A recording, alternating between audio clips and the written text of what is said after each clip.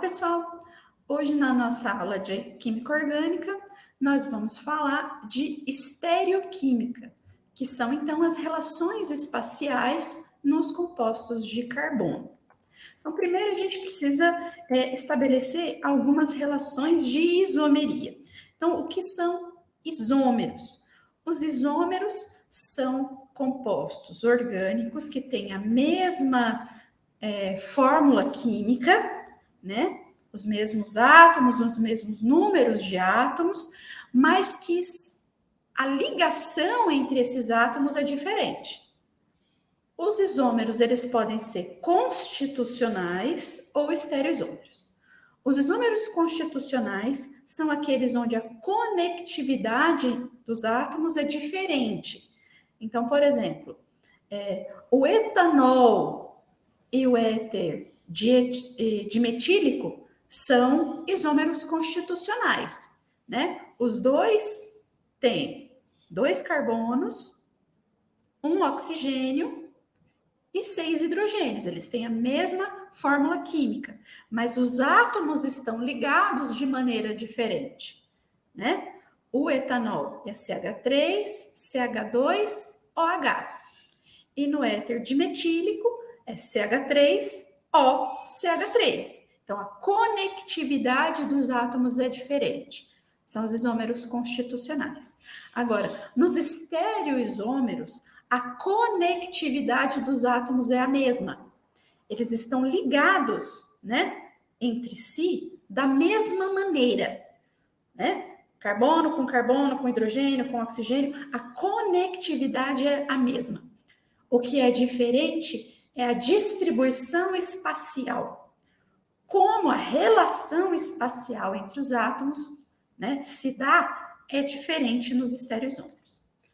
Os estereoisômeros, eles são divididos em 2 grandes classes: enantiômeros e diastereoisômeros. E aí nós vamos ver, né, no decorrer da aula, quais são as diferenças entre eles. Para falar de estereoquímica, é importante a gente definir quiralidade. Um objeto quiral é um objeto que tem uma imagem especular não superponível. E a quiralidade, ela está associada à falta de simetria, à assimetria, né? As mãos, elas são quirais. Inclusive, a palavra, né, quiral, vem de quiros, que é mão, né, em grego. Então, a falta de simetria das mãos faz com que elas sejam quirais. As mãos são imagens especulares uma da outra, mas elas não são superponíveis. Se a gente tenta sobrepor, não dá certo, né? Assim como está aqui na imagem. Então, as mãos, elas são imagens especulares uma da outra, porém, elas não são superponíveis. Então, tudo que tem uma imagem especular não superponível é quiral. Se a gente olhar esse outro desenho aqui, a gente vai ver um quadro negro, uma representação de quadro negro. Esse quadro, ele tem uma imagem especular e a imagem é superponível. Se a gente tentar sobrepor uma imagem na outra, vai dar certinho. Então, por quê? Porque esse quadro é simétrico, né? Se a gente cortar ele no meio, o que tem de um lado é exatamente igual ao que tem no outro. Então, esse quadro, ele não é quiral, ele é simétrico, ele não é assimétrico. Então, ele tem uma imagem especular que é superponível, né? As imagens especulares, né? As 2 imagens são superponíveis. Então, esse quadro, ele não é quiral. Tudo que é quiral tem uma imagem especular não superponível. Para moléculas, é a mesma coisa. Moléculas quirais têm uma imagem especular não superponível. E uma característica que é frequentemente responsável por essa quiralidade é a presença de um carbono assimétrico. né? Essa fonte da assimetria da molécula como um todo é a presença de um carbono assimétrico. E o que é esse carbono assimétrico? É um carbono tetraédrico, ou seja, um carbono que faz 4 ligações, com 4 ligantes distintos, assim como está aqui na imagem. Cada cor de ligante representa um ligante diferente. Então, um carbono assimétrico é um carbono tetraédrico, né? Um carbono que está fazendo 4 ligações com 4 ligantes diferentes. Esse carbono assimétrico é também chamado de carbono quiral, né? Que é a fonte da quiralidade. Então, aqui eu tenho um modelo, né, que mostra a representação de um carbono tetraédrico assimétrico, né? Então, eu tenho aqui, ó, um ligante verde, um vermelho, um azul e um preto, né? 4 ligantes distintos. Se eu fizer uma imagem especular, ó, é uma imagem especular, ó, é uma imagem no espelho, né? Verde para cima, aí eu tenho vermelho para frente, azul para trás aqui e o preto, né? Todos no mesmo lugar. Então, é uma imagem especular do outro. Se eu tentar sobrepô-los,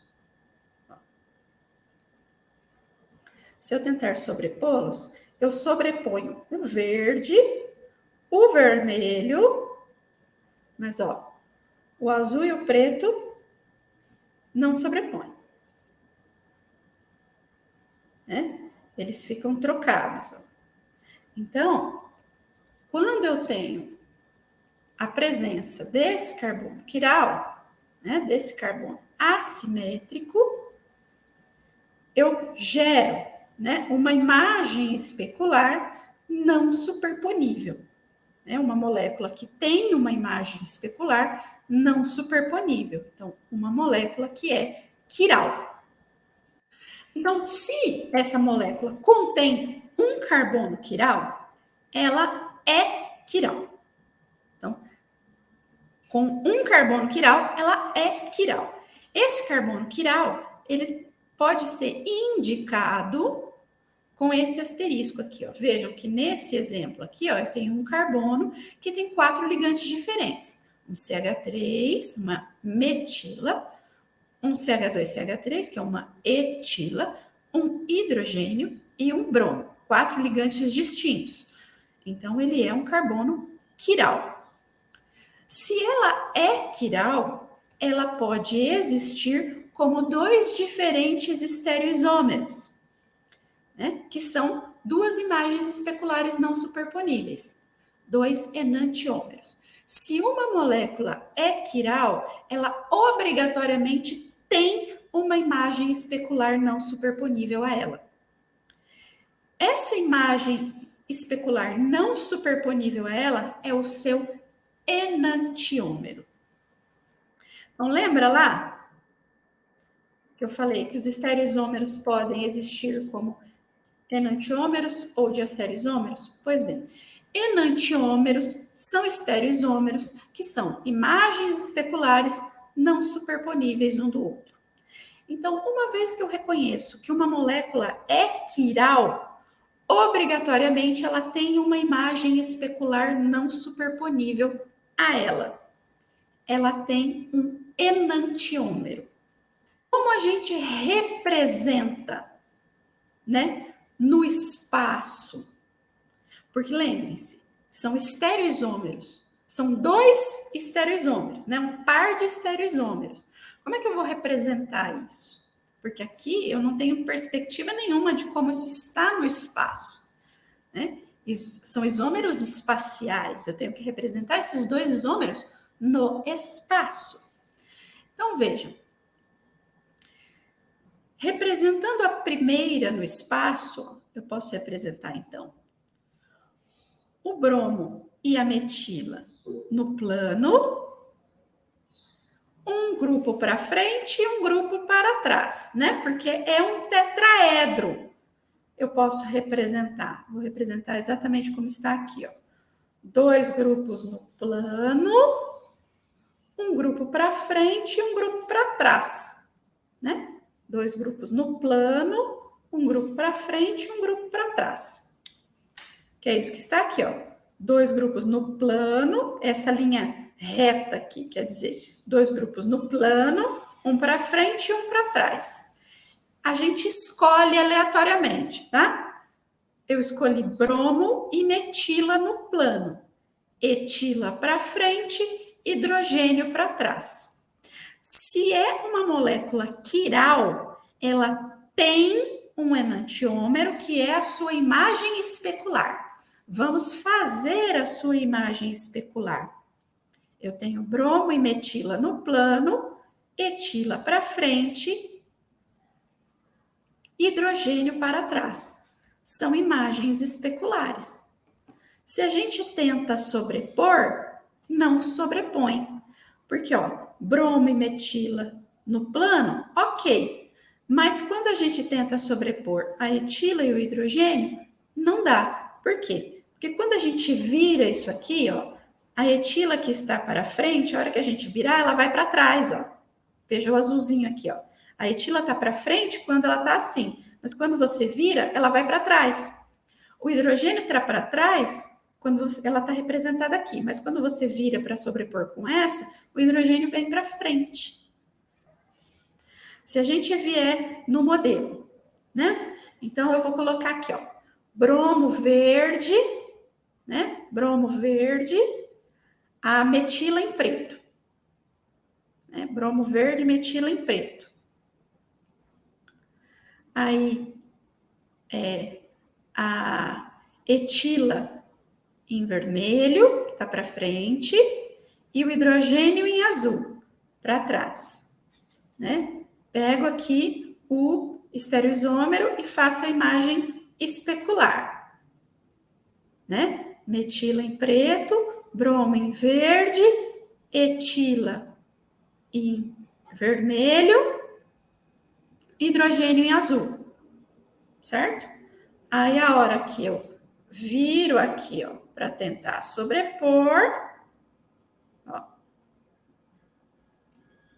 sobrepõe só o bromo e a metila. O hidrogênio, que quando estava virado aqui, ó, o hidrogênio azul que estava para trás, quando eu viro, ó, para sobrepor aqui, ó, ele vai para frente. Ele estava para trás, ó, estava para trás, vem para frente. A etila que estava para frente, vem para trás. E aí não sobrepõe.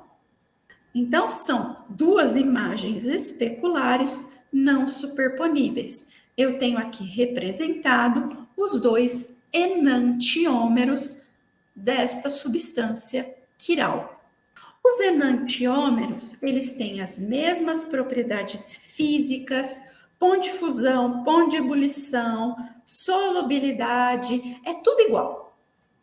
As mesmas propriedades químicas, né? A mesma reatividade, é tudo igual em ambiente aquiral. Eles só vão ser diferentes se eu colocá-los num ambiente quiral. Se eu usar um solvente quiral, né? Um solvente que também seja quiral. Se eu colocá-los num ambiente que também seja quiral, aí eles vão se comportar de maneira diferente. Caso contrário, eles se comportam exatamente do mesmo jeito, tanto fisicamente quanto quimicamente. Todos os outros estereoisômeros que não se enquadram nessa categoria de enantiômeros são diastereoisômeros.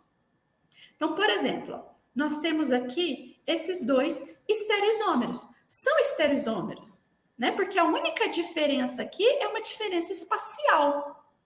Nós já vimos esse exemplo, né? É o cis-2-buteno e o trans-2-buteno. Veja que a conectividade dos átomos é a mesma. Carbono, carbono, carbono, carbono. Carbono, carbono, carbono, carbono. A conectividade é a mesma. O que muda é a relação espacial entre os grupos em volta da dupla ligação, né? Mas são imagens especulares um do outro? Não. Então, eles não são enantiômeros, eles são estereoisômeros, porque a diferença entre eles é só a relação espacial entre os átomos, entre os grupos. Eles são estereoisômeros, mas eles não são imagens especulares um do outro, não superponíveis. Eles não são enantiômeros. Se eles são estereoisômeros, mas não são enantiômeros, eles são diastereoisômeros. Então, todos os estereoisômeros que não são enantiômeros entre si são diastereoisômeros, né? A relação entre estereoisômeros que não são enantiômeros são diastereoisômeros. Bom, a quiralidade ela tem a ver com assimetria, certo? Assimetria da molécula como um todo. Alguns compostos eles têm centros quirais, mas eles são simétricos. Eles não são assimétricos. A presença de um centro quiral garante a simetria da molécula inteira. Mas a presença de mais de um centro quiral não garante. Quando eu tenho uma molécula que tem centros quirais, mas é simétrica, esse composto é chamado de meso. Vamos ver um exemplo. Aqui eu tenho 1, 2, 3, 4 carbonos. Então, é o 2, 3 de bromo-butano. Nessa relação espacial que os grupos têm, eu tenho dois centros quirais. O carbono 2 e o carbono 3. Esse carbono tem 4 ligantes diferentes. Esse carbono tem 4 ligantes diferentes. Então, eu tenho dois centros quirais. Essa molécula é quiral? Não. Por quê? Se eu traçar um plano no meio dela, é como se eu tivesse um espelho. O que tem de um lado é exatamente igual ao que tem do outro, né? Os grupos estão alocados exatamente do mesmo lugar. Ó. Se eu traçar um plano aqui, eu tenho bromo no mesmo lugar, hidrogênio no mesmo lugar, metila no mesmo lugar, né? O que está de um lado do plano é igual ao que está do outro lado do plano, ou seja, a molécula é simétrica, apesar de ter carbonos assimétricos, apesar de ter centros quirais. Então, esse composto é meso. Ele tem centros quirais, mas não é quiral. Então, a presença de um carbono assimétrico garante a assimetria da molécula inteira, mas mais de um não garante. A gente precisa observar se a molécula tem elementos de simetria, se eu consigo observar se a molécula é simétrica ou não. Agora, com relação à nomenclatura. Quando nós falamos lá dos alcenos, nós falamos, né, dessa questão espacial, né, como no caso do cis e do trans 2-buteno, né, que se eu não indicasse essa relação espacial, eu colocaria o mesmo nome para dois compostos diferentes. Agora, e nesse caso aqui? Esses dois compostos, eles são diferentes, mas se eu for dar nome para eles, vou dar o mesmo nome, 2-brombutano, 2-brombutano. Exatamente o mesmo nome. Mas eles são iguais? Eles não são iguais. Eles são um par de enantiômeros. Eles são dois compostos diferentes, que em ambiente aquiral terão as mesmas propriedades físicas, as mesmas propriedades químicas, mas em ambiente quiral, eles vão ser diferentes. E aí? Como é que a gente faz? Eles não são a mesma substância. Eles não podem ter o mesmo nome. Então, a gente precisa indicar. E existe um sistema para indicar a configuração dos carbonos quirais, ou seja, para me dar ideia de como os grupos estão alocados no espaço em torno desse carbono quiral. E o sistema utilizado é esse, R e S. Como é que a gente faz essa indicação, então? Os substituintes no carbono quiral, eles são numerados em ordem de prioridade. Como é que a gente dá essa prioridade? Tem maior prioridade quem tem o maior número atômico. E essa numeração é feita ligação a ligação. Então, a gente vai olhar ligação a ligação, quem são os átomos que estão ligados ao carbono. Não é o grupo inteiro que está ligado ao carbono. A gente vai indo ligação a ligação. A representação deve ser orientada com o substituinte de menor prioridade para trás. A representação espacial da molécula deve estar feita de modo que o grupo de menor prioridade esteja para trás.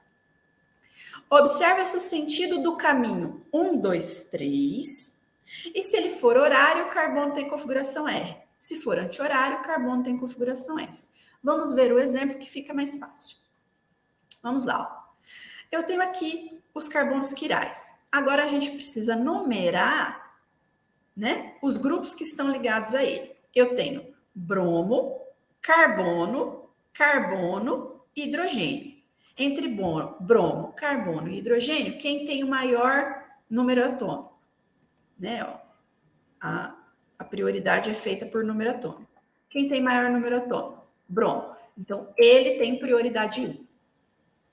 Agora, a gente vai para os próximos ligantes. Eu tenho carbono, carbono e hidrogênio.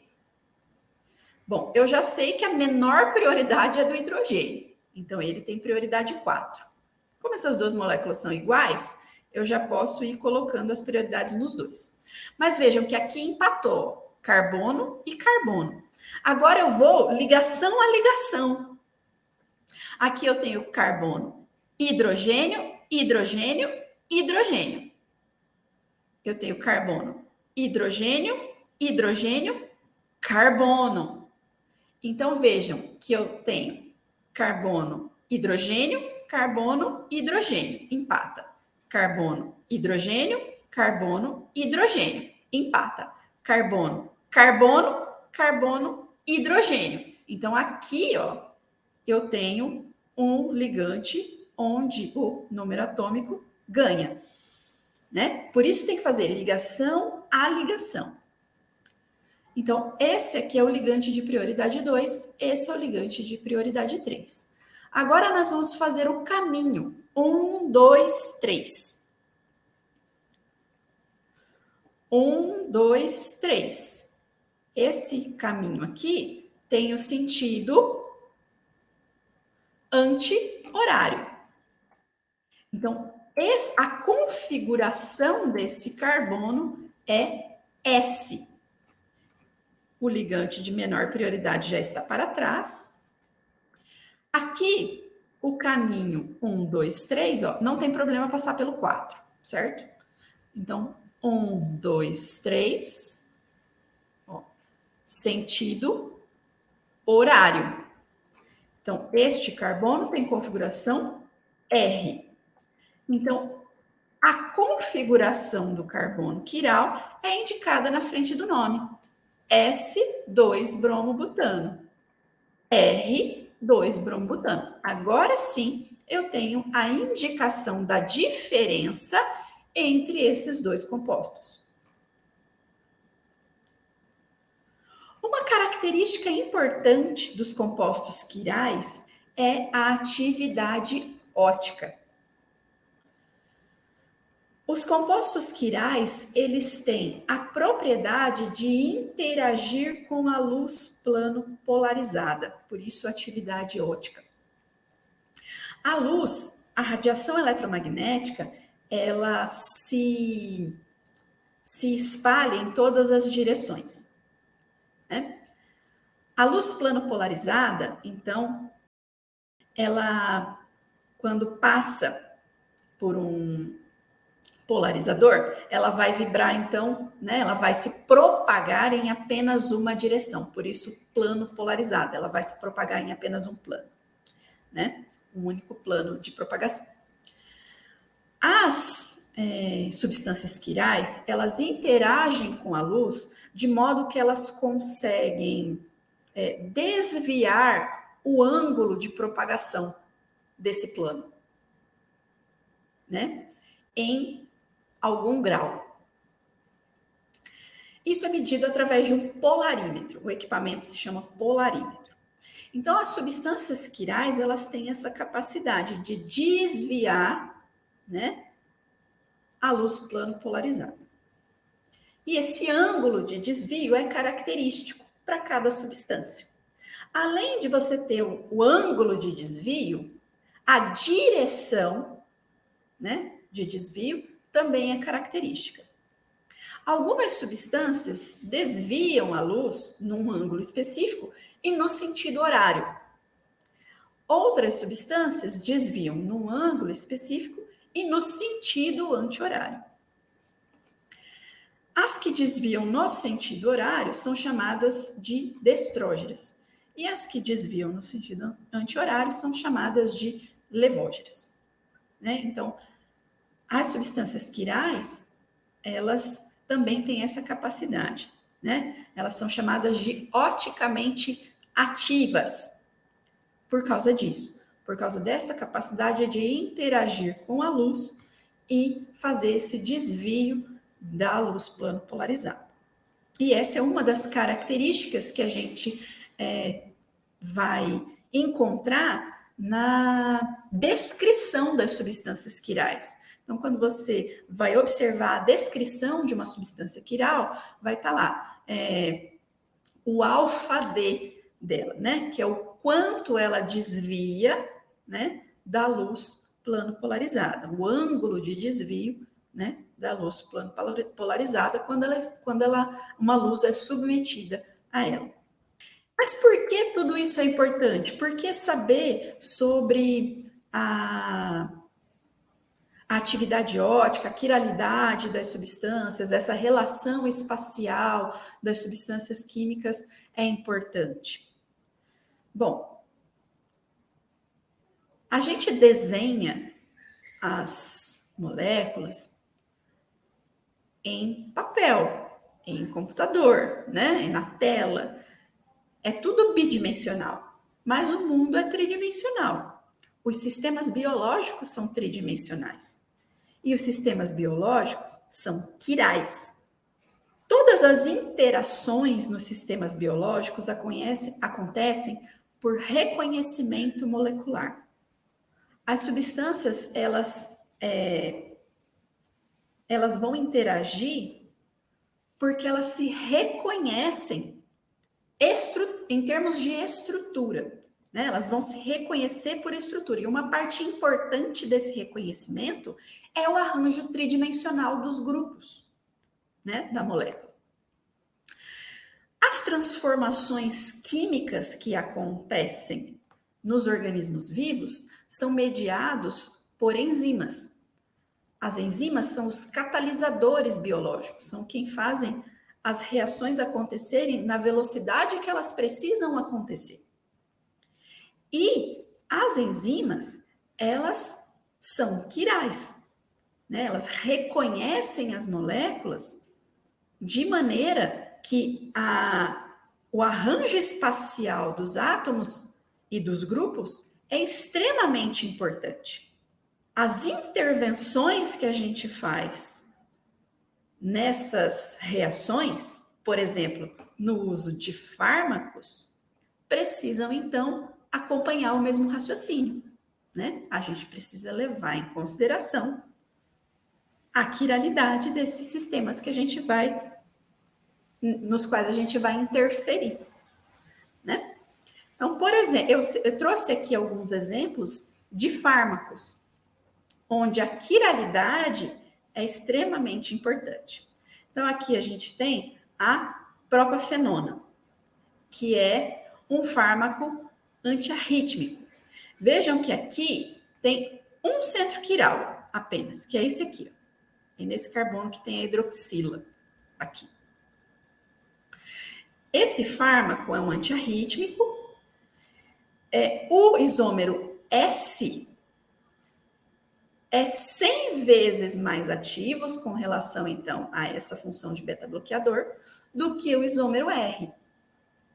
Então, isso mostra o quanto, né, a diferença de posição espacial dos grupos vai influenciar lá na função biológica, provavelmente pelo reconhecimento molecular de onde esse fármaco vai atuar, né? O S deve ser muito mais reconhecido do que o R. Esse aqui é o etambutol. O etambutol, ele é um fármaco que tem 2 centros quirais, aqui e aqui. E vejam que no caso da propafenona, o S é só inativo. No caso do etambutol, o SS ele é tuberculostático. Ele é utilizado para o tratamento da tuberculose. O RR causa cegueira. Além de não fazer o efeito do fármaco, né, o efeito farmacológico desejado, ele ainda traz um efeito deletério. O cloranfenicol é um antibiótico, também aqui com 2 centros quirais, né, vizinhos, aqui e aqui. O RR é antibacteriano e o SS é inativo. Então, com relação à estereoquímica, né, ao estudo dessa importante característica das substâncias químicas, nós ficamos por aqui.